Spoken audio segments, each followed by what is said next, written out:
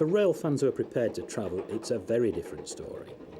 Changes in international politics, coupled with comparatively cheap airfares, mean that thousands of rail fans now regularly visit remote outposts like China, Poland and Cuba.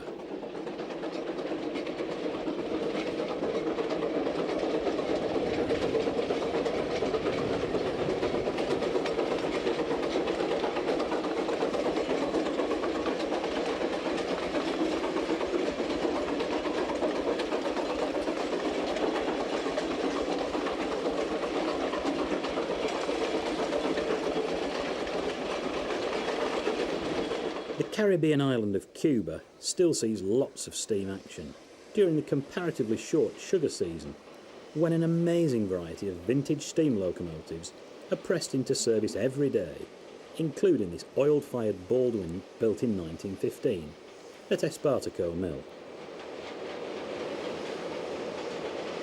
Still officially a closed communist country, at least as far as the USA is concerned, most of the American locomotives from Alco and Baldwin are left over from the old plantations, once managed by American companies before the communist takeover led by Fidel Castro.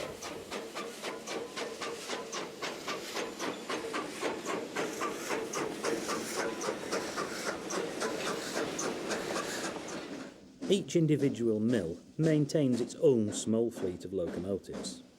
This Alco is based at Orlando Gonzalez Ramirez, which it was originally built for in 1920.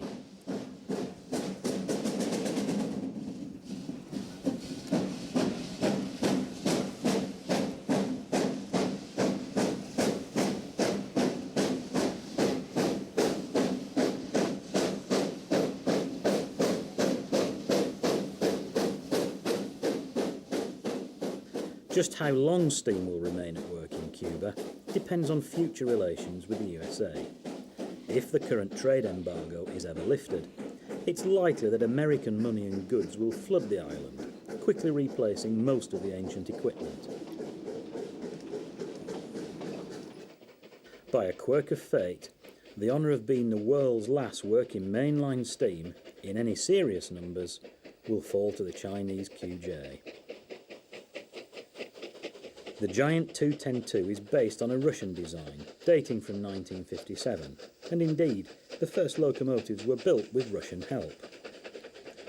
Over 4,700 QJs were built. No one is really sure just how many are left, but it's likely there are now fewer than 1,000 still at work.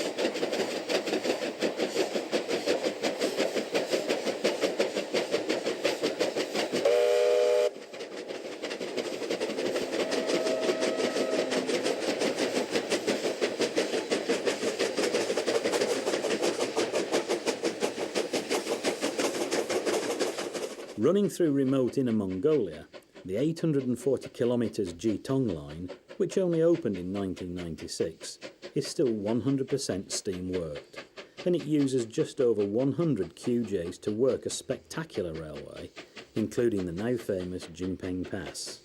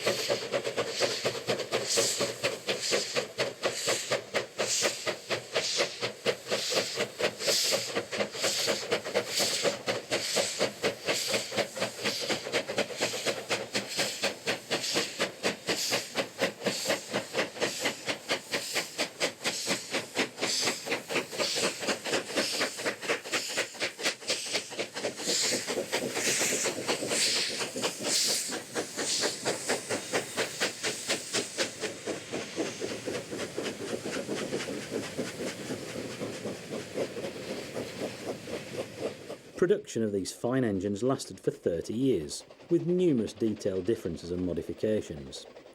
There are many variations within the class, the most noticeable being the 8 or 12-wheel tenders and the all-weather cab windows fitted to some locomotives.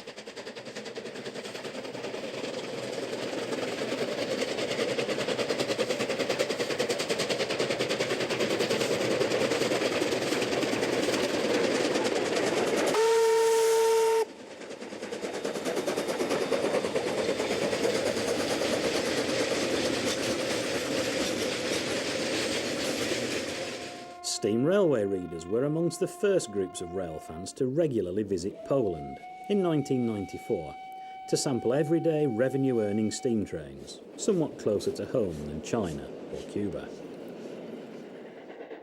The small town of Wallstein, in the west of the country, not too far from the German border, is the focal point of Polish steam operations and has become a mecca for steam-starved rail fans from around the world.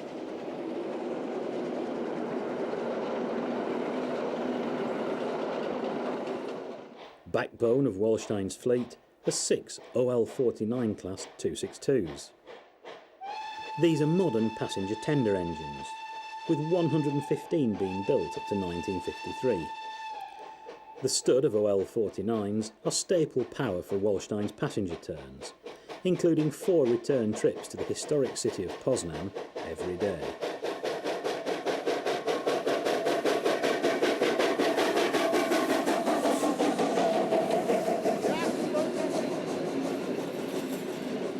Although Wallstein is designated as a museum depot, it's a 100% working shed, with workshops and coaling facilities. There are no cafeterias, gift shops or public loos, although visiting rail fans can spend the night in the adjoining Locomen's hostel at reasonable rates.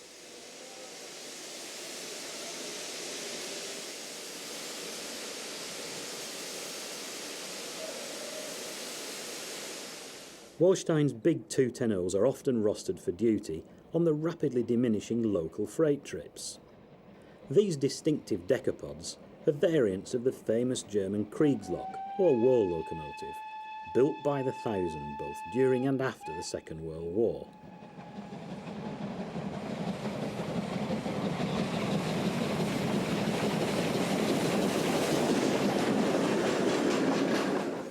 An amazing feature of Wallstein steam operations is the opportunity for rail fans to drive and fire mainline locomotives on service trains, under supervision, of course. The Wallstein Experience, the marketing name for this incredible scheme, extends the concept of footplate tuition offered by many UK private lines to its logical next step, mainline running, and provides an unforgettable and thrilling few days.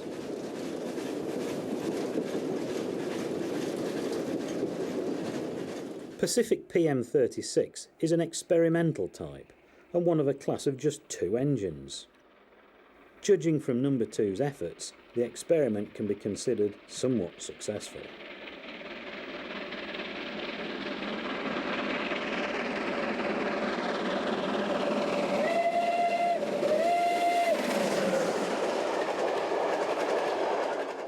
The United Kingdom steam railways have also proved incredibly successful, and since 1968 they've grown into a multi-million-pound tourist industry.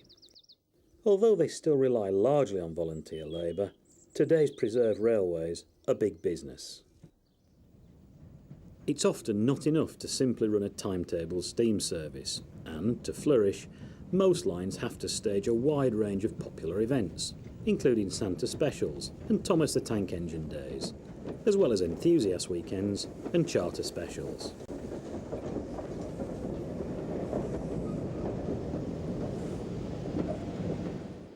Of course, if British Rail had had its way, mainline steam would have finished in 1968, and the Iron Horse would have been banished forever to just a few museums and railways.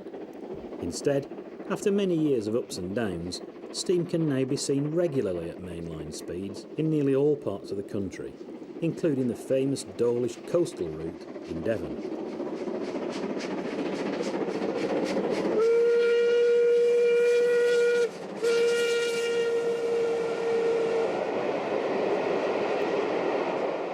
Interest from both holidaymakers and rail fans is as strong as ever, and there was enough demand to run a twice-daily main line steam service in August 2001.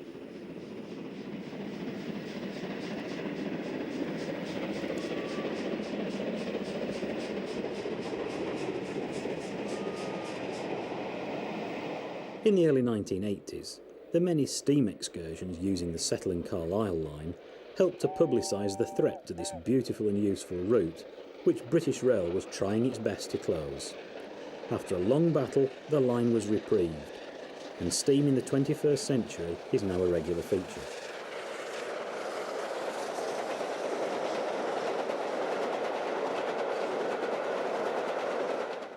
There's no doubt that the attraction of a steam engine really can wean tourists off the roads, providing it's properly marketed.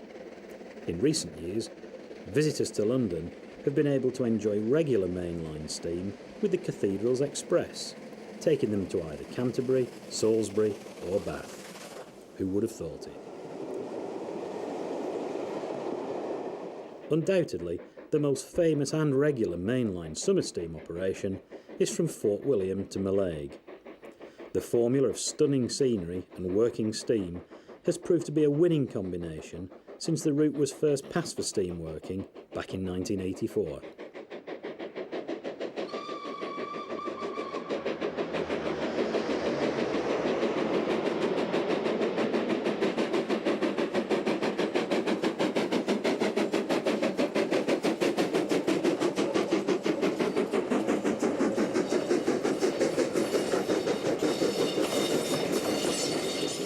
The story of steam in the UK could also easily have ended in August 1968.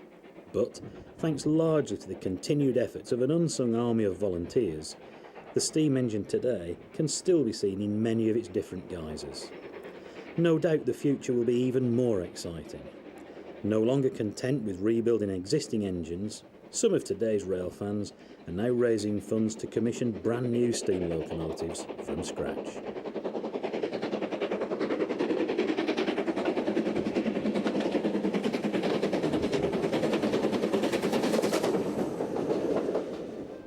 Well, that's the essence of the story of steam, but of course it's a story which is still going on. You can still see steam locomotives in all shapes and sizes in action at railways at dozens of locations all over Britain every weekend. And if you really want to keep up to date with what's going on with British Steam, then make sure you read Steam Railway magazine every 4 weeks. That's all from me.